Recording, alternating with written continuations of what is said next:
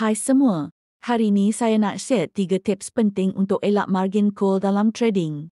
Kadang-kadang, kita buat entry yang salah atau terlalu banyak risiko dan akhirnya margin call. Jadi, jom kita tengok macam mana nak elakkan situasi ni. Tip 1, jangan over leverage. Tip pertama, jangan over leverage. Jangan gunakan leverage yang terlalu besar. Sebab kalau market bergerak against kita, margin boleh habis dengan cepat. Kunci kawal risiko, guna leverage yang sesuai dengan account size kita. Tip 2, tetapkan stop loss. Tip kedua, pastikan setiap trade ada stop loss. Jangan masuk tanpa stop loss. Sebab kadang-kadang market bergerak cepat dan kita tak boleh kontrol.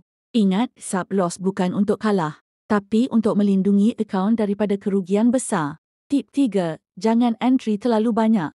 Tip ketiga, jangan entry terlalu banyak dalam satu masa.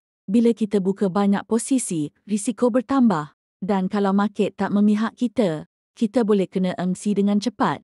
Kunci, fokus pada quality trade, bukan quantity. So, itulah 3 tips utama yang saya guna untuk elak margin call. Selalu ingat, trading bukan tentang menang cepat, tapi tentang bertahan lama. Stay disiplin, stay tenang.